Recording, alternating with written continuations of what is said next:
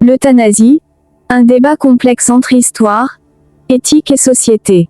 L'euthanasie, pratique consistant à provoquer intentionnellement la mort d'un individu pour mettre fin à ses souffrances, suscite depuis des siècles un débat passionné et complexe.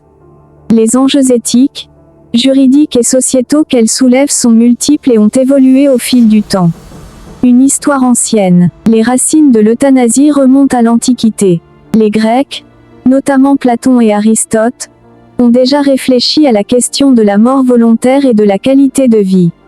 Cependant, c'est au XIXe siècle que le terme « euthanasie » est véritablement introduit dans le langage médical par Francis Bacon. Il l'utilisait alors dans un sens positif, pour désigner une mort douce et sans souffrance. Au XXe siècle, l'euthanasie a été au cœur de débats intenses, notamment en lien avec les pratiques eugénistes et les programmes d'euthanasie nazis, qui ont profondément marqué les consciences et discrédité cette pratique aux yeux de nombreux. Les enjeux éthiques. L'éthique de l'euthanasie est un sujet particulièrement délicat, qui touche à des questions fondamentales telles que le droit à la vie, le respect de la dignité humaine, la souffrance et l'autonomie individuelle. Le droit à une mort digne. Les défenseurs de l'euthanasie mettent en avant le droit de chaque individu à décider de la fin de sa vie, notamment lorsqu'il est confronté à des souffrances intolérables et incurables. Le respect de la vie. Les opposants à l'euthanasie considèrent que la vie est sacrée et qu'il est immoral de la raccourcir, même à la demande de la personne concernée.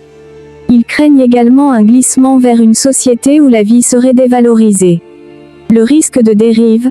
Un autre enjeu majeur concerne le risque de dérive, notamment la pression sociale exercée sur les personnes malades ou âgées, ou encore la possibilité d'une utilisation abusive de l'euthanasie. Les différentes formes d'euthanasie. Il existe différentes formes d'euthanasie. Euthanasie active directe. Il s'agit d'un acte volontaire visant à provoquer la mort d'une personne par l'administration d'un produit létal. Euthanasie passive. Elle consiste à arrêter ou à ne pas mettre en œuvre un traitement qui permettrait de prolonger la vie d'un patient. Aide au suicide. Dans ce cas, un tiers fournit à une personne les moyens de se suicider, mais n'exécute pas lui-même l'acte. La situation juridique dans le monde. La législation sur l'euthanasie varie considérablement d'un pays à l'autre. Certains pays, comme les Pays-Bas, la Belgique et le Canada, ont légalisé l'euthanasie sous certaines conditions strictes. D'autres pays, comme la France, l'Allemagne et le Royaume-Uni, l'interdisent. Les soins palliatifs, une alternative. Les soins palliatifs offrent une approche différente de la fin de vie, en privilégiant le soulagement de la douleur et l'accompagnement des patients en fin de vie. Ils sont souvent considérés comme une alternative à l'euthanasie, car ils permettent de préserver la dignité des patients et d'améliorer leur qualité de vie.